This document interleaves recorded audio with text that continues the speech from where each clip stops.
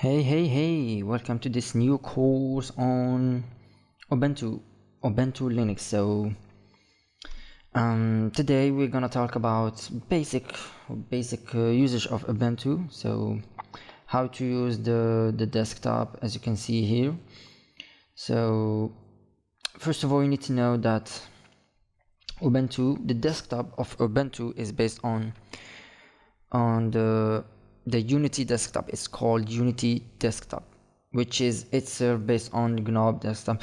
So Linux in general, there are a lot of distributions of Linux, a lot of flavors of Unix if you want. So, and you're gonna tell me why there is so much Linux on the world. The answer is pretty simple. It's because Linux is open source. It's an open source operating system, OS. It's an open source OS. What does it mean, open source? Open source, first of all, a lot of people think that open source is free. So no, open source does not always mean free, okay? Because open source, that means you have the source code. If you know how to program. So for this example, for Linux, you need to know how to program in C. There's a programming language which is called C, and if you know how to program it, so you have the source code, you can modify the source code with the skills, with the C skills that you have, and if you make something new, then you create a new Linux distribution and you call it whatever. Okay. Talking about open source, Ubuntu is based on open source and love what is open source. That's why he uses a lot of open source softwares like LibreOffice, like Firefox, and Firefox is an open source also software. Okay, so this is the web browser. So let's talk about the desktop. The desktop, as you can see, we have a bar here and a bar here. This bar is called the panel, and this one is called the dock. So in the panel you see different options, as you can see here. If you click on this gear here, so you can choose about this computer, Ubuntu help, system settings. You can lock the screen. You can go to a guest session. Actually, as I'm logged in as a user session, you can go to a guest session. You can log out, you can suspend, shut down. Okay, so when you click on shut down, you have two options: restart or shut down. Okay, next to it you have the time. You can modify the time, the localization. If you wanna go to time and date settings, you click here. We're going to see how you can modify the settings later on this course, so just be patient. Okay, next to it you find the sound level. Okay, by default it's in the middle. You can find here the sound settings, so I'm gonna increase the sound. Next to it, the battery. Next to it you have the keyboard language. Okay, so now I used, this is my habit. I used to use a French keyboard. Okay, that's why I prefer it here, but you can change it, you can do whatever you want. If you followed the first video with me, you saw that I choose the French keyboard. Okay, and here you can see the internet connection. Okay, the connection settings, you can find them here. So that's the panel in general, and here you can see that we are using the Ubuntu desktop. So if I run something else, if I run, for example, the file explorer, then you see here the panel has changed. It give me, it's like the Mac OS. If you come from a Mac OS, to this Ubuntu. So you see this this similarity here. So whatever you're clicking on, then you have the options here on the panel.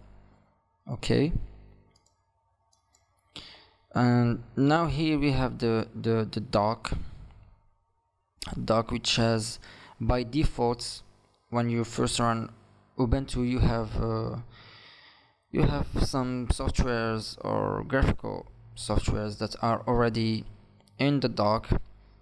So from the software updater, and you see this little arrow here that indicates that this icon or this software is actually running. Okay, so if I click it once, then I can see that the software updater has found some updates that needs to be downloaded and installed, and the total is 324 megabytes, and you can click on install now or remind me later. Okay, so next to it we have the settings, the system settings. So system settings, here you can find a lot of things: the text entry, the language support. For example, if you want to modify the visuals of your Ubuntu desktop, so you can click here on the appearance. So here you can choose the wallpaper you want. As you can see, you can change whatever you want. You can choose from wallpapers, pictures folder if you have some pictures, or colors if you want to colors, gradient. For example, I want to choose a color. Don't fool yourself, you see a color blue, but it's black here. No, not it's you here, you choose the color. Okay, so I'm gonna, for example, choose a nice blue one. Select. Okay, so you can also modify the aspect. You see here the radiance, high contrast, which is really not beautiful. I really don't like high contrast. Radiance, I'm gonna leave it by to default options. Here the launcher icon size, the launcher or the dock, okay, which means this one. So it has a size, it's at 48, so you can increase the size. Just look to the launcher as I increase the size or decrease the size. Okay,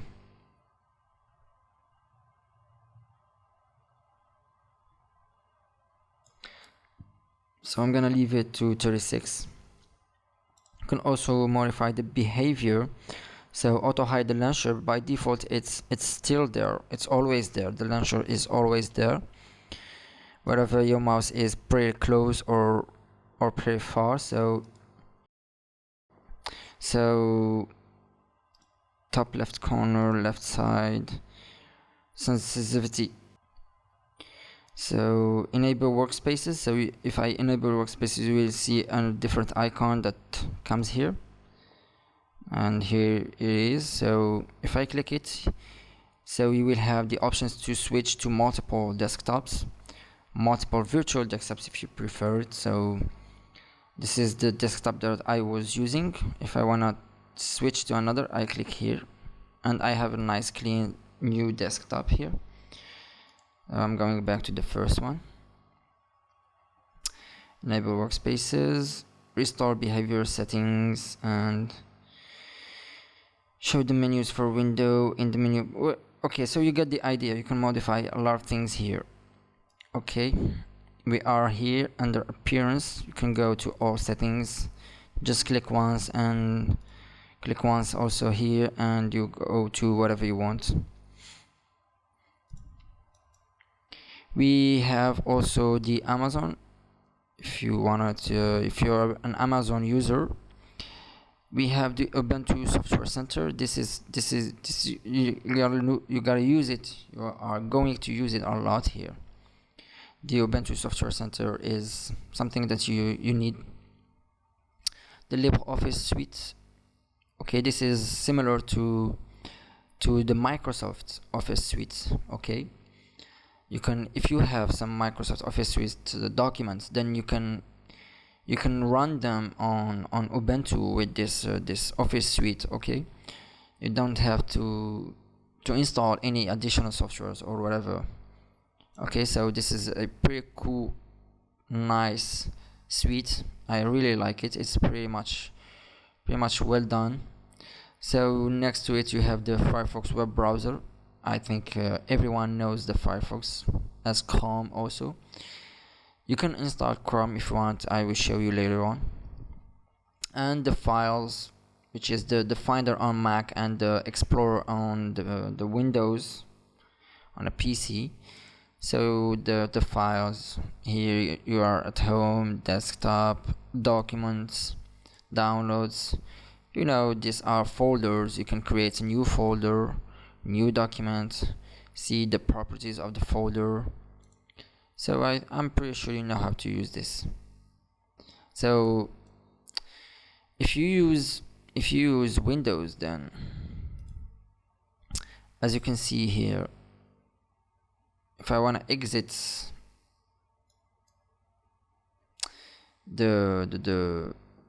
if I want to exit the files, then I don't go here. You won't see the X button here.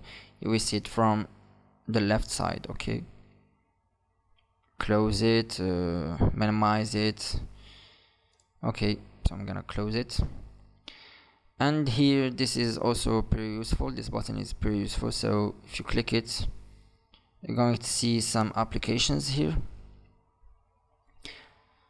The hub, the Thunderbird, the videos, the text editor. These are by default.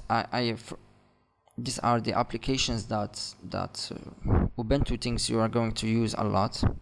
But you can search here for applications. For example, I want to search for the terminal, and here it is. Okay, the terminal, which we're going to cover later on in future videos, hopefully. Okay, if you want to see the entire applications, then you go and click here on this icon, this little icon here, and you will see all the softwares of all the graphical softwares that recently used. I didn't use none of this have been used already, but so the installed one, suggestions on dash plugins. So you got the idea. Here you can search for applications that are already present. Okay, if you want to install some applications, then you go to the Software Center, and here you can install the application you want.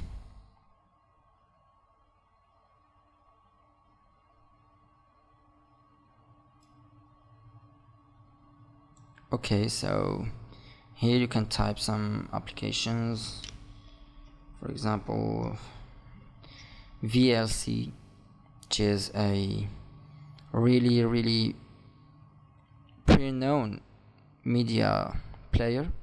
So you search here, you click this, you type in whatever you want, and you select here, and then you click on install,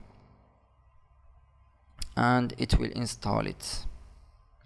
So you can see is installing. So it's gonna, Ubuntu, when you want to install or do something to it, so it's gonna ask you to enter your password. So I'm just gonna enter mine and hit enter, and as you can see now it's installing. You can see here the progress. I can search for other softwares here, and I can check the progress of the software I'm already installing. Okay, here you can find the already installed softwares here. So this is nice. This you're going to use it a lot here. Okay, if you want to install Chrome or Chromium, for example, you can search for Chromium.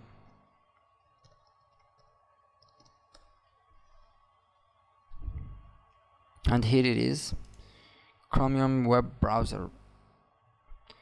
Okay, and so you can see free ones.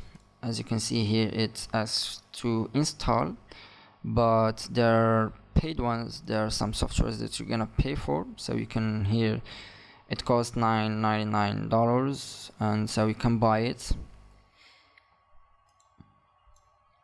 Okay, so I think I covered everything in this video. So this is for just the simple usage of the Ubuntu desktop.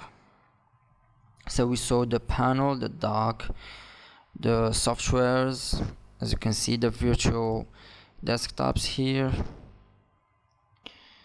And sorry, excuse me, I forgot to show you the trash, which is the recycle bin. Okay, the trash, if you delete files, then they go here. If you right click, then you can empty the trash. And that's it. It's pretty easy to use it. It's pretty simple. You can browse the web with Firefox. And that's it, yeah. Okay, we saw how to customize the Ubuntu desktop. You can change a lot of things here. You can change the time and date. You can check the software updates. This is very important. So Linux is, as I said, is open source. So there's a lot of updates that you need to install for security reasons and other reasons, but more for security reasons. So you need to install updates wherever they are available. So in my case, they will download the updates from the Algeria server, but you can change it.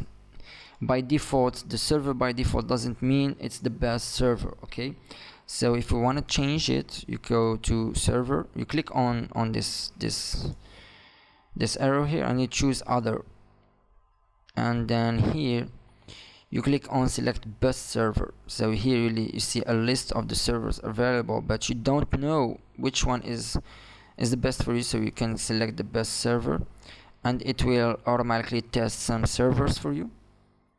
When it finds the best one, then it's gonna choose it, and yeah, you can stick with it because it's the best server that you, in your case, you have to use. Let's see. So it's telling that a series of tests will be performed to find the best mirror for your location. Okay, so it seems that the best is located in Netherlands. Okay, so we click here on choose server, and it's gonna ask you again for the password. I don't care about the server. Frankly, I'm just recording this video on a virtual machine just to show you how to use Ubuntu. So thank you for watching this video, and hopefully you enjoy it. Hopefully it was pretty cool, and don't forget to subscribe to my channel for other Ubuntu and a lot of videos. Thanks you for watching. Bye.